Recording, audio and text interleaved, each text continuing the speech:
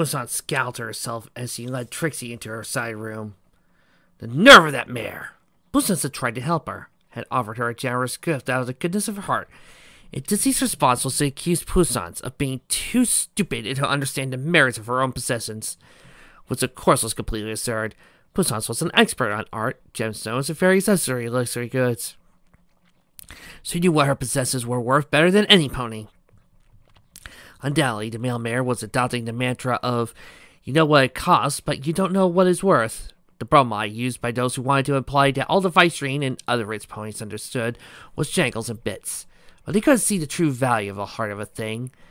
But the Vicestream cared for each and every one of her possessions. She knew its history, its defining characteristics, and all the myriad ways it could be put to use. She wasn't some export-import dealer who bought and sold without ever coming within 100 miles of her merch. Her things were hers. She made sure to wrangle every ounce of use out of them. Else what was the point? Even jangles and bits found themselves had more uses than just the currency. Puissant was well acquainted with those other uses.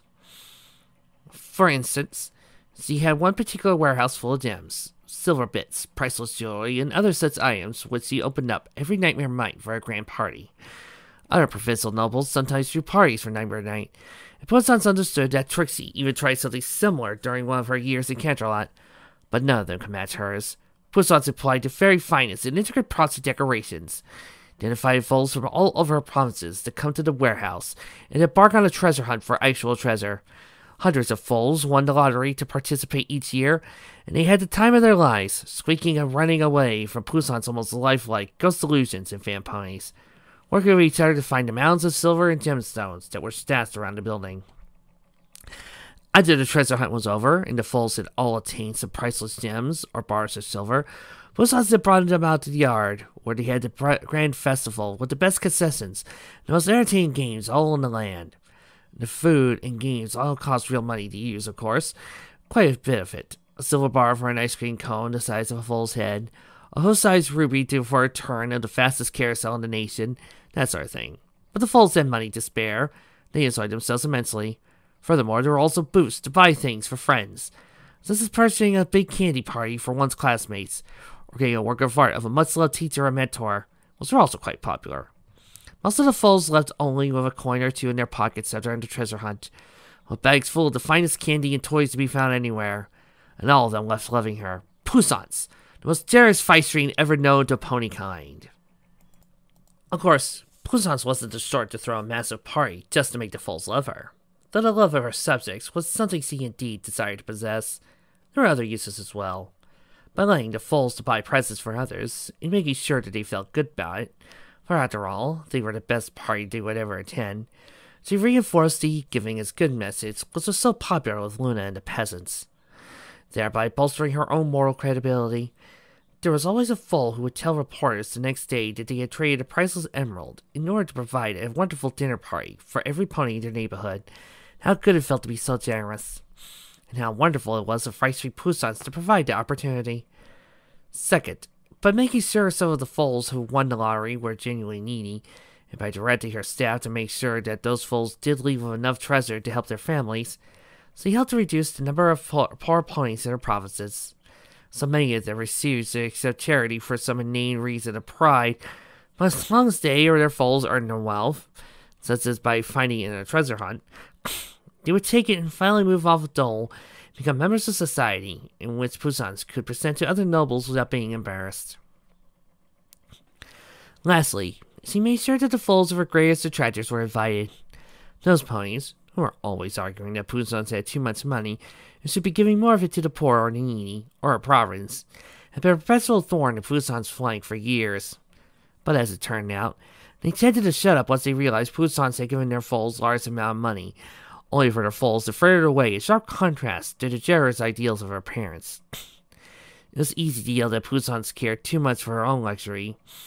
Most of it was easy when fending off questions about what had happened to that 5,000-bit windfall that Puissant had generously given their family, which they had spent on chocolate and wind-up toys.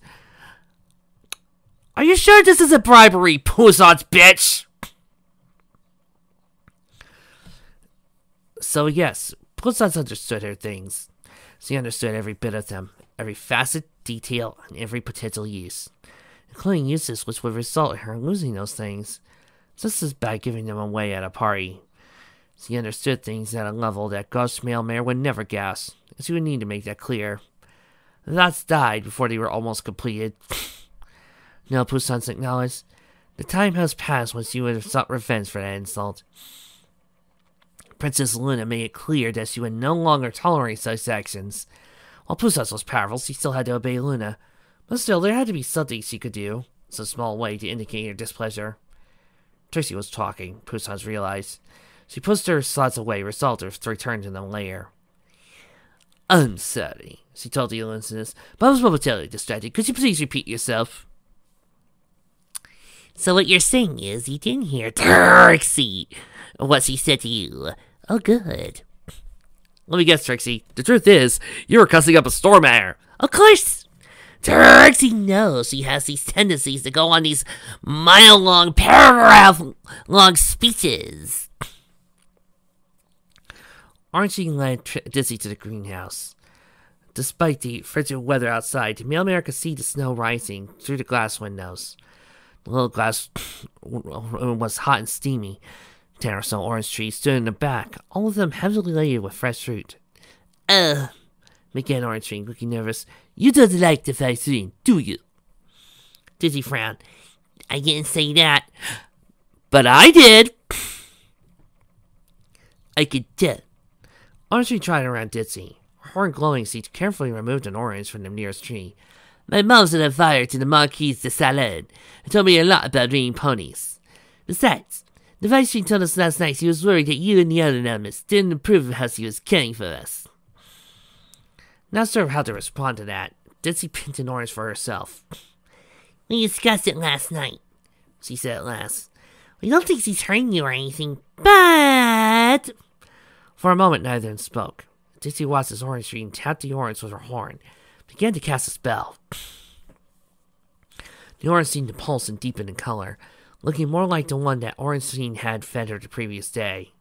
With the spell done, Orange returned to her. But what? Some of us are worried about you. I mean, you seem so isolated, and you don't interact with anybody besides each other and Poussins, especially Ice Heart. Shouldn't you have friends his own age? Orange Tree said, Probably, but not that simple. A lot of us had difficulty fitting in with normal ponies. The whole point of the vault is a refuge where we don't have to worry about being bullied by them. Us not having to talk to them means the vault's working correctly. But not all normal ponies are bullies, Dizzy said. I mean, you all know in my eyes, but I have plenty of friends at Ponyville. Ponies who treat me as well as I could ever want. Ornstein gave Dizzy a smile. Of course there's some good ponies out there. I mean, it sounds like you've made some great friends. But there's bad ones too, and if anybody knew about us, they might tell the bad ones. That's why we're so secretive. Could you imagine what would happen if a pony, even a good pony, learned about us and told their neighbors? Well, we have paparazzi everywhere. And there are ponies who would show up to gawk at the freaks. Dizzy hesitated. She found herself thinking, not of herself or her own eye condition, but of Alula, a pegacorn foal who lived in Ponyville. Alula had attended the Grand Galloping Gala last year. According to Dinky, had been approached by a noble who had run away in a panic as soon as she saw the foal, like she was afraid that Alula was going to banish her or something. That stirred the foal, even before the events of the night. But that was just one bad night, Dizzy thought. Alula still had plenty of friends who liked her for who she was, such as Firelock and Dinky herself.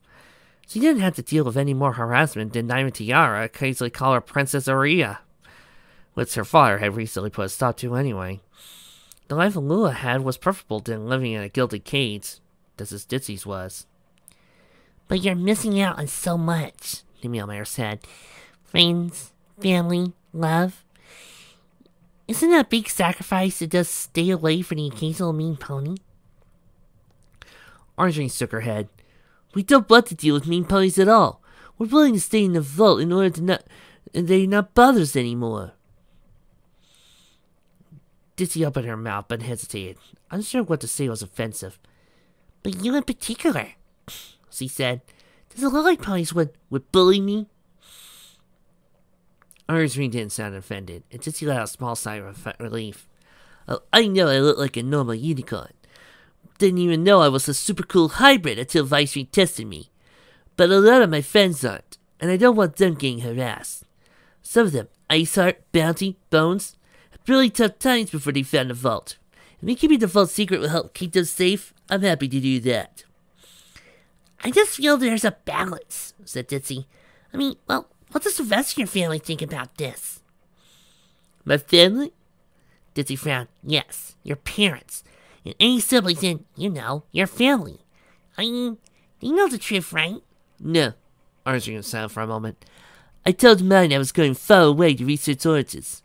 Which was true when you think about it, but that was it. She paused. I do miss them sometimes. But it's like Pusat said, if we tell any pony anything, our secret could be discovered. And honestly, I'm willing to give up writing them if it means that I could do the work that makes me happy. You have no idea how hard it is to... What? Ditsy didn't know what to say. So he thought she understood the vault ponies were isolated. Well, apparently she hadn't fully grasped the situation. Not even allowed to write your own families? Most of the vault ponies don't want to, said Orange. Ice Heart was chased out of his home. He wasn't the only one. But even the ponies with good families are not allowed to write them or see them? Ever? Ditsy's eyes were wide. That's awful! It's not, snapped Orange before pausing to take a deep breath. Yes, I mean, I know it sounds strange, but living on Fight Street's charity, so he has the right to ask us not to contact the outside world. You know, rehabilitation clinics ask their clients to see certain other outside ponies, like the bartenders, for their own safety. Well, Pussnuts has the right to restrict us from seeing outsiders for our own safety. She smiled. If it becomes too much, we made it clear she couldn't ask us to leave at any time. So let us go and even help us set up new lives. When she was recruiting me, she told me that if it didn't work out, she'd buy me an orange farm and West High School got to run. And with all the latest equipment too. But she gives us so much and asks for so little that none of us want to leave.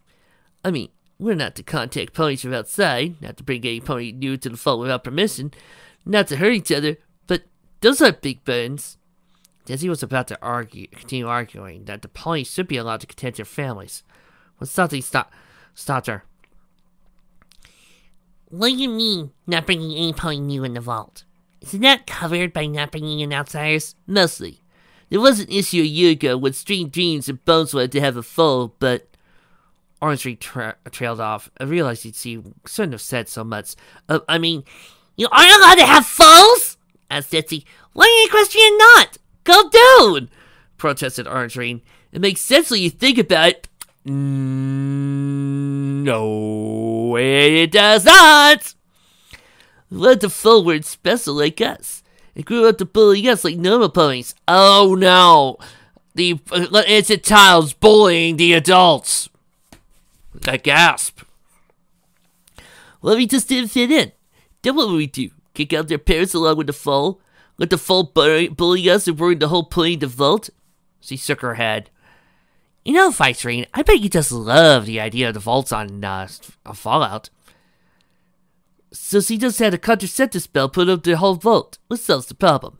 Besides, Fightrine's looking throughout all Equestria for more special foals who need parents. So anybody in the vault who wants to raise a vault can. In fact, she was recently talking about one orphaned unicorn foal that she found recently that doesn't have one horn, but holds a ridge of them coming up his forehead, down his back. His magic is... Ditzy said nothing. For a moment she saw nothing but a thin red mist. You're all trying to recruit me, she thought. At what point were you going to tell me I would have had to get rid of Dinky to enter? That my daughter's not welcoming your insane community? That your preferred solution would be for me to live with you and her grow up with no mother? Ditzy, is everything okay? Asked Orange. No. Ditzy turned away. Everything is not okay. Not being able to contact the outside world is not okay. Not being able to form a family if you want to. Not being allowed to raise a foal you love it's not being okay. It's obscene! Hey, said Orange. That's not, it's obscene, continued Ditzy. And I know why she does it. Bullying has nothing to do with it. But she just doesn't want to expend her resources on keeping a normal pony in the vault. It's only worth for special ponies. But that's horrible of her, and I'm putting a stop to it! She was almost growling. I had the right approach. I'll tell Princess Luna what's going on. She'll shut this down! Ditzy, can I join you? Orangine looked terrified. But Ditzy, it's our home, it's... At the very least, she'll make Pusats treat you like real ponies. Not like a tease that she has to write the seal of some display case, said Ditzy. The way she's treating you is wrong, and it's over! Ditzy! Yelled Orangine, but the mailman was already running out of the greenhouse. She had no thought in her mind besides finding Pusats, telling her off, and declaring to go to Luna and get the vault shut down. Let that greedy, decrepit nag learn. She slid to another pony. Both tumbled to the carpet. Hey! Said Trixie again first. What's where? Oh. She helped Ditzy up. Are you okay? No. Ditzy shook her head. Changed my mind. The fall is terrible. I'm going to tell Pussants I found out secrets. And she might as well shut it down now, because otherwise I'm going to Luna. Dimly, she was aware this was rash, but she couldn't help herself. She was consumed by a cold fury of the sort he had felt some time that Parley had adopted Dinky. Pussats had done so many bad things, she thought. Now was the nag's time to know it was over. Trixie's eyes bulged. What? I said No, I heard you, but... Trixie shut her eyes. Ditzy, look. I managed to get Pussats to forgive you for calling her ignorant before. By incidentally, you volunteered to performing a magic show at her great-grandcled Center's birthday party next month. But you and Charlie need to stop antagonizing her. I know she's obnoxious, but not acknowledge evil. Ditzy paused to the ground. Trixie, she won't let those ponies have foals. She won't let them ride any pony, even their own families, and if they don't agree, she'll throw them out. This needs to stop! Trixie paused. Ditzy, to the best of your knowledge, is he doing anything illegal? No, but it's immoral, said Ditzy. If we talk to Luna, surely she'll do something. Yes, maybe we should do that. We have that right. But running out to confront Pussants right now won't help anything. Let's make her mad at us. Trixie moved to Ditzy. Remember what happened when Nightlight targeted me? The entire village suffered. And Pussants is even more willing to use her power than he was. What do you think she'll do if we make her mad? Nothing, said Ditzy.